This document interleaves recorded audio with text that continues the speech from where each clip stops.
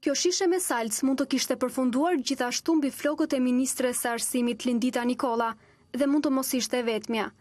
Sulmi me salc mbi ministren e arsimit ishte planifikuar më herët, por Nikolla nuk ishte marrë pjesë në eventin e disa ditëve më parë. Lëvizjet e saj në publik studioheshin, kërkoi të gjente një rast i përshtatshëm. Rasti erdhi të njëjtën në mbrëmje. Çdo gjë ishte organizuar me detaje. Aktivisti që do të gjente hapësirë për t'u afruar tek ministria do të kryente aktin. Një tjetër do ta filmonte dhe video do të shpërndajë në Facebook. Ishte Mirela Luko ajo që çau me qetësi mes rreshtave të karikeve dhe në dorë mbante një shishe të mbushur me salc të holluar me ujë, e cila u shkarkua tëra mbi kokën e ministres. Vetë Mirela, studente e masterit, thosë se organizata në fakt godet me ide, jo me salc dhe vezë. Nuk është veç gjesti im, është akti i lëvizjes për universitetin. Sigurisht që neve jemi nxitur shumë për kërkuar dorëheqjen e ministres nga situata që u duk fare hapur me procesin e regjistrimit të maturantëve që një ministri është e shitur. Jemi në momentin e revoltës për situatën në cilën përballemi.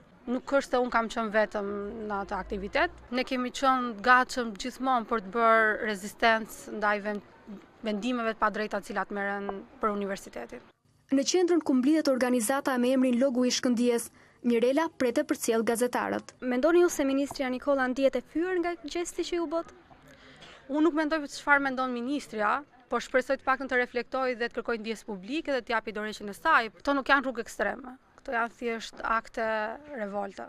Ministri i arsimit japi dorëheqjen ose ne do përpiqemi derisa ajo të pushohet nga puna. Dikush duhet marrë përgjegjësi për gjithçka që ka ndodhur. Mira maturant u vendosën në gjendje presioni edhe duke detyruar të shkojnë në universitete private, shumë fakultete janë në prag të mbylljeve, shumë prind janë zhytur në borxhe për t'i çuar fëmijët e tyre në shkollë. Filozofia e lëvizjes për universitetin përmblidhet në këtë pamflet me emrin Manifesti. Thirrja u bë të gjithë të rinjve të bashkohen me kauzën e tyre. Ajo që duhet bëni është të rebeloheni ndaj të përditshmes tuaj. Ka shumë mundësi dhe shumë ndryshime mund të vinë nga organizimi. Duhet të jemi të gjithë bashkë, kështu që kushdo që të jetë pjesë e lëvizjes për universitetin është i mirëpritur.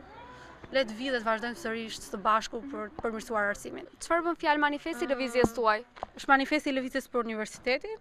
Kemi vendosur të shfaqim publikisht pikat tona mbi të cilat ne sot e kritikojmë universitetin dhe mënyrën se si mendojmë se mund të arrihen këto pika, përmirësimi kësaj situate. Mirela thotë se sulmet ndaj pushtetarëve do të vazhdojnë. Na duhen akte të tilla për të tërhequr ndoshta vëmendje te çështja që është thelbi i situatës. Gjithë afera ose thuash klientelizmi i hapur i Ministrisë së Arsimit ndaj universiteteve private. Dhe ju do vazhdoni? Sigurisht.